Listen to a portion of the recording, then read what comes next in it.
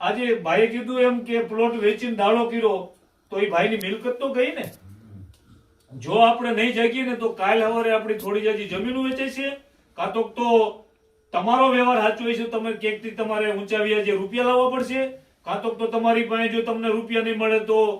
ક્યાંક તમારે ક્યાંકની ગુલામી એટલે કોકનું ભાગમાં રાખીને મહેનત મજૂરી કરીને અને તમારા દીકરી દીકરાને તમે પણ એમાંય તમારે એટલા બધી સંખ્યામાં એટલી બધી રકમમાં તમને તોય પૈસા નથી મળવાના. મિત્રો બહુ આકરો સમય આવશે જો નહીં વિચારીને તો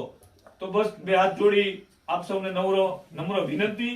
કે આવા બંધારણની અંદર આપ સૌ જોડાઓ, આપણા સગાવાલામાં બધે આ વાત મૂકો, સોશિયલ મીડિયાના માધ્યમથી આ વાત ફેલાવો અને સમાજની અંદર મોટું એક બંધારણ થાય અને બંધારણની અંદર સખતમાં સખત સમાજ પાલન કરે અને એ બંધારણના આધારિત સમાજના સૌ પ્રસંગો બને અને નાના મોટા પ્રસંગોની અંદર આપણે ખર્ચા ઘટાડી અને કાલ સવારે જો મિત્રો તમારી પાસે તમે સક્ષમ